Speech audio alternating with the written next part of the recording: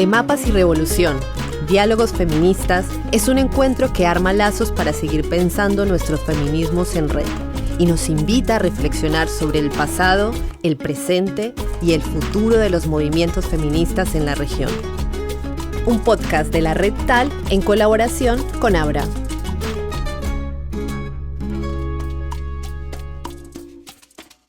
Bienvenidas, bienvenidos y bienvenidas a este nuevo episodio de Mapas y Revolución, Diálogos Feministas, un espacio para reflexionar sobre ciencia, feminismo y resistencia. En este episodio, titulado Reescribiendo la ciencia, feminismos interseccionales y desafíos epistemológicos, vamos a hablar de la necesidad de discutir lo que entendemos por ciencia para que, más allá de pensarla como un sistema de conocimiento, sea también una herramienta de justicia, equidad y transformación social. Para ello, estoy acompañada por Jessica Natalie Corpas Figueroa, trabajadora social, doctora en ciencias sociales y feminista afrocolombiana, y Laura Daniela Palacios Bonilla, investigadora social y afrofeminista con un fuerte enfoque en los saberes afrodescendientes. Mi nombre es Flora Violeta Rodríguez Rondón, soy antropóloga, profesora y coordinadora del programa Plurales de la Universidad del Rosario. Mi trabajo se enfoca en los estudios transgénero, las políticas sexuales y la regulación de la sexualidad. Estoy convencida de que para entender los feminismos interseccionales y sus desafíos dentro de la ciencia,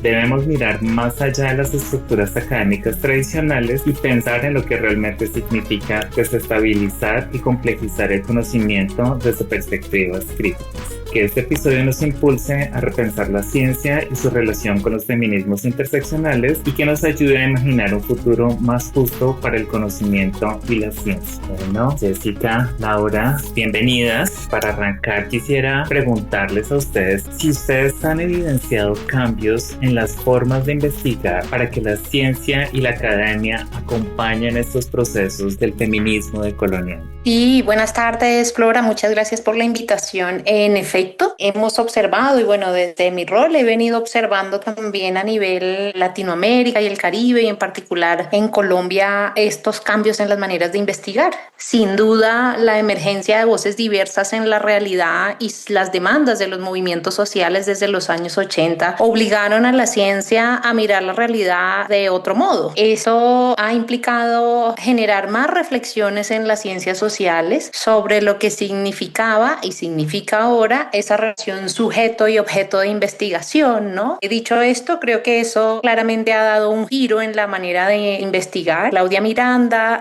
profesora afro-brasileña, nos habla de la politización de la academia y tiene que ver con esto, como desde estas cuerdas diversas, marcadas por cuestiones de género, étnico-raciales, de pertenencia de origen socioeconómico, de diversidades sexuales, pues justamente emergen esas demandas también desde ese rol como investigadoras e investigadores. Eso creo que es otro aspecto interesante allí que muestra también esos cambios en la investigación. Y otra pregunta que creo que se ha venido haciendo en las ciencias sociales es ¿para qué se investiga? ¿Para qué se hace ciencia? ¿Y cuál es la relación de la ciencia con los territorios, con las comunidades? Y eso creo que nos marca un lugar distinto porque desde hace décadas también vemos que los movimientos sociales y las comunidades han venido denunciando este extractivismo académico y la falta de una relación entre la ciencia con lo que pasa en la vida real, en el mundo real. Y creo que eso, por supuesto, ha hecho que las ciencias sociales se tengan necesariamente que repensar la manera de hacer ciencia, de construir conocimiento. Y eso, por supuesto, se observa en los aspectos metodológicos que aprenden y se nutren también de las formas de hacer de los movimientos sociales, de las organizaciones sociales en los diferentes territorios y también, por supuesto, una apertura también a esos encuadres epistemológicos y teórico-conceptuales que cuestionan el eurocentrismo y que cada vez le dan más lugar a las voces de los sures globales, en particular y en nuestro caso de Latinoamérica y el Caribe. Muchas gracias, Jessica. Laura, ¿qué agregarías?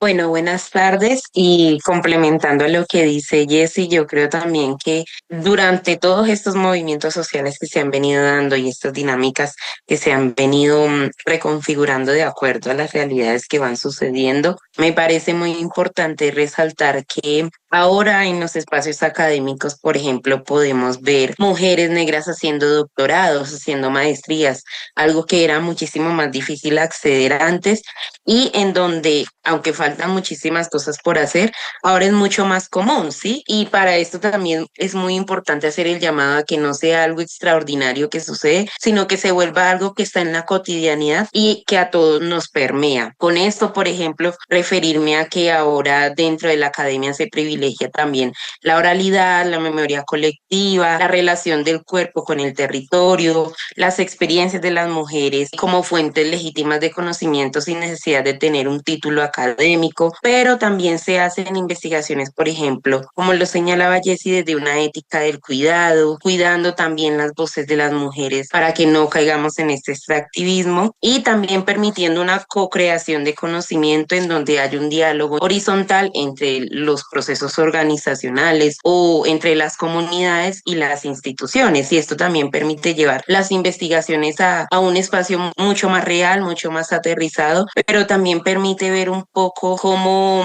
ahora son las mujeres las que hablan de sus realidades y ya no es como, ahí vamos a investigar para que usted sea un objeto de estudio, sino nosotras vamos a investigar con usted para que lo que usted está haciendo resalte mucho más o tenga un eco un poco más profundo que no solo se queda en los espacios en los que ellas trabajan. Y que esto pues también ha permitido un poco llegar a espacios de construcción de políticas públicas siendo mujeres mayores, llegar a espacios, por ejemplo, para crear protocolos de violencia de género para mujeres negras y demás. Bueno, aquí surgen como varias cuestiones, ¿no? Por un lado, recuerdo un poco también como esa pregunta que ya se hacía el feminismo, claro, un poco ese feminismo más blanco hegemónico del norte, pero preguntas importantes que igual se hacían sobre, bueno, cómo podemos transformar ese androcentrismo en la academia, ¿no? Y que a medida que iban dando respuestas, iban surgiendo como más niveles en donde esas estructuras de dominación estaban arraigadas, ¿no? Inicialmente, claro, se pensaba un poco como que bastaba con que hubiera una paridad numérica,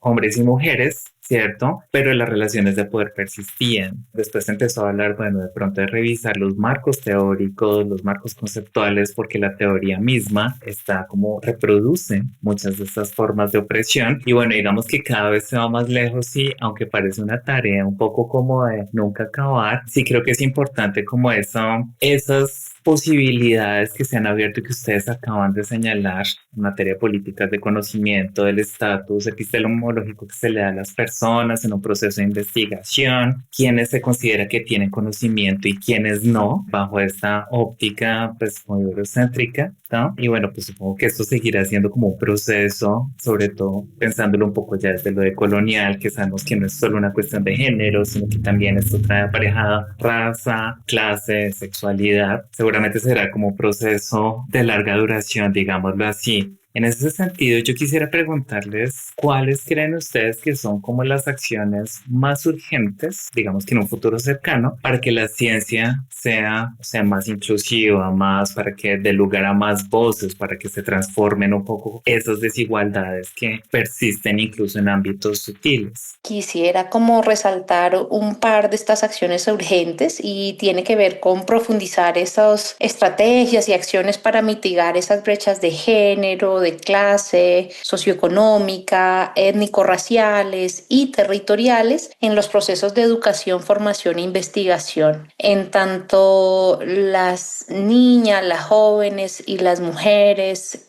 tengan acceso a una educación de calidad, será mucho más posible, pero además tengan referentes de mujeres en la educación y en la investigación, tendrán muchas más posibilidades de ir trabajando para romper ese techo de cristal que vemos que está en toda la sociedad, y la investigación y la educación no se salva de ello. Sin embargo, observamos que en nuestro país siguen habiendo unas brechas muy grandes en términos, por ejemplo, de los territorios. No es lo mismo habitar una ciudad como Bogotá que habitar un territorio como el Chocó, donde las condiciones mínimas no están satisfechas, donde hablamos de territorios donde no hay agua, donde no hay acueductos. Todos estos elementos hacen parte de esos mínimos básicos que toda la humanidad necesita para poder avanzar en términos de pensarse su proyecto de vida en clave de la educación, de la formación y de la investigación. Entonces, esto tiene que ver con atender esas desigualdades estructurales que hoy todavía perviven en nuestro país y que progresivamente, y en el marco, por ejemplo, del programa Orquídeas Mujeres en la Ciencia, podemos ver que hay unas acciones concretas que desde el gobierno nacional y desde el Ministerio de Ciencia se vienen haciendo para mitigar esas brechas. Pero bueno, lo que proponemos es seguir profundizando esas acciones y que pueda también incorporar los diferentes niveles de la educación e impulsar cada vez más niñas y diversidades en la educación y en la ciencia. Que se vea la ciencia también como un proyecto de vida y no como algo tan lejano de la realidad de cada quien. Otro aspecto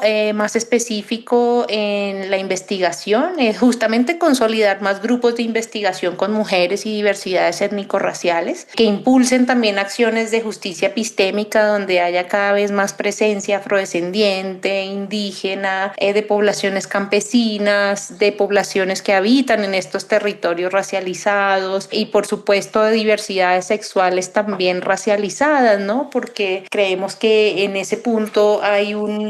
digamos que a nivel de las mujeres ya tenemos unas brechas enormes a nivel de las diversidades sexuales racializadas, campesinas y empobrecidas, pues evidenciamos que también hay unas brechas como mucho más profundas y mucho más arraigadas justamente pues por una sociedad heteropatriarcal que nos ha cerrado también las puertas a habilitar estas otras identidades en nuestra sociedad y pues específicamente en la educación, en la ciencia y en la investigación. Otro aspecto que yo creo clave es generar más espacios de encuentro y de red a nivel nacional e internacional de ciencia feminista, antirracista y decolonial, porque es claro que ante un escenario neoconservador mundial como el que tenemos hoy, pues necesitamos también seguirnos organizando, seguirnos agrupando y seguir pensando colectivamente esas estrategias también de afrontamiento del contexto actual, que es un contexto que responde justamente a todas esas conquistas que se han hecho en la sociedad y que lo que quieren justamente es impedir que esas conquistas se sigan trascendiendo y sigan impregnando a las generaciones actuales y a las venideras. Y ya para ir cerrando, creo que es fundamental como seguir generando espacios para crear contenidos, para difundir y visibilizar los aportes de las mujeres racializadas y diversidades afroindígenas, por ejemplo, produciendo más bibliografía, pero además difundiéndola, potenciando escenarios para que hayan publicaciones específicas de estas poblaciones que tengan cabida y donde hayan también esos espacios para darle visibilidad a la construcción de conocimiento que se viene haciendo desde estas poblaciones. Y todo ello, por supuesto, debe tener una necesaria conexión con las políticas públicas y de alguna manera quedar amarrado justamente a unos proyectos de sociedad de largo aliento que no se conviertan en este tema de que llega un nuevo gobierno y borrón y cuenta nueva, sino que puedan quedar también en la historia reciente y a ese futuro deseable que como sociedad queremos apostarle. Gracias, Jessica. Laura, ¿tú cuáles crees que pueden ser como esas medidas más urgentes? Bueno, yo creo que una de las medidas más urgentes es brindarle las herramientas a las mujeres para garantizar el acceso y la permanencia a la educación, desde la educación primaria hasta la educación superior, que les permita también desarrollarse profesionalmente, no solamente como estudiantes, sino como investigadoras que tengan una autonomía para investigar, a las que se les puedan financiar sus proyectos o sus ideas de investigación, en donde ellas puedan desarrollarlas de una manera que le aporten a los espacios en los que ellos habitan, pero también a otros espacios externos y que esto también tenga una valorización académica. Por ejemplo, hay muchas mujeres que hacen investigación desde lo comunitario, pero no se ven en la academia. Hay muchas mujeres que hablan de temas muy importantes y muy bonitos que son necesarios traerlos a los espacios académicos, pero que no hay herramientas para hacerlo. Y yo creo que otra también importante es reformar o reestructurar los currículos académicos que vemos en los espacios de la educación. Esto trayendo, por ejemplo, a colación más mujeres que hagan, por ejemplo, investigación desde lo indígena, desde lo afro, desde lo rom, y que permita también que las personas que están estudiando vean otras perspectivas y otras teorías que no solamente se enmarcan desde lo europeo, sino que hay otras formas de investigar que también son totalmente válidas y que también le han aportado a los conocimientos académicos. Y finalmente yo creo que uno muy fundamental y que fue una iniciativa que ha evidenciado también cómo ha permitido acceder a otros espacios en los que muchas veces uno se piensa como que es muy difícil acceder, es esa redistribución de los fondos de investigación a otras comunidades, que no solamente se quede en Bogotá, en Medellín, en Cali, o que no solamente manden gente de las zonas centrales del país a las periferias a investigar, sino que se lleguen esos fondos a esas zonas periféricas en donde les permita a las mujeres investigar con esa autonomía desde las realidades que ellas viven. Un ejemplo de esto es, y es algo que vemos muy común, que gente sale de Bogotá, de Medellín, de Cali, a hacer investigaciones en La Guajira, en el Chocó, cuando allá también hay gente profesional, hay gente que está investigando y que también merece la oportunidad de poder realizar procesos académicos que le aporten y que son personas que conocen muchísimo más el territorio, porque también eso permite que no se caiga en el extractivismo. Muchas veces cuando vamos como personas externas, solamente nos quedamos con la idea que traemos de la ciudad y dejamos de ver muchas realidades que atraviesan a las personas con las que trabajamos o con las que investigamos. Entonces yo creo que eso, porque Jessy mencionó un montón. Otra que también me parece muy importante es empezar a hablar de ciencia con las niñas, pero no desde diciéndoles como desde lo académico, sino de otras formas en las que pueden hacer ciencia de manera pedagógica. Por ejemplo, leyendo poetas, leyendo personas que han hecho ciencia desde la música, cómo pueden integrar las artes a la investigación, cómo esto también atraviesa otras realidades de las personas, cómo por ejemplo pueden utilizar las corporalidades para hacer investigación sobre cómo son los cuerpos de las personas, como un montón de cosas que podríamos estar investigando, pero que no lo hacemos porque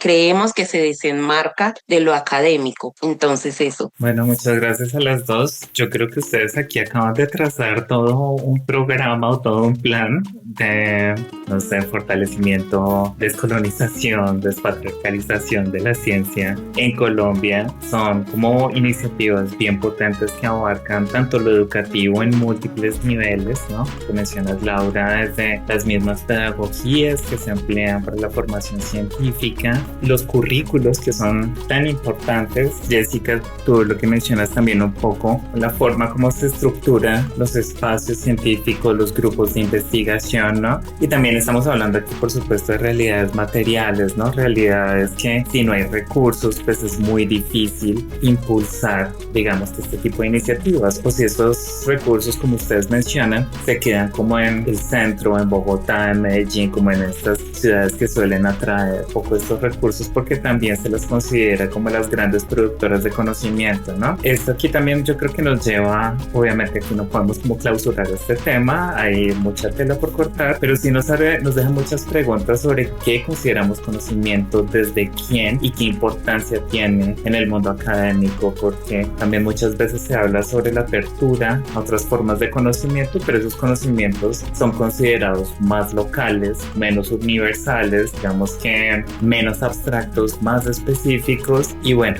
allí también vemos cómo se reproducen estas jerarquizaciones. Bueno, pues ha sido un gusto conversar con ustedes, escuchar sus reflexiones. sobre la necesidad de repensar la ciencia y su relación con las luchas feministas, interseccionales y decoloniales. Les agradecemos mucho por compartir su tiempo y sus saberes, y a quienes nos escuchan les invitamos a seguir cuestionando lo que consideramos ciencia y cómo podemos reconstruirla, transformarla para hacerla más justa y equitativa para todas las personas.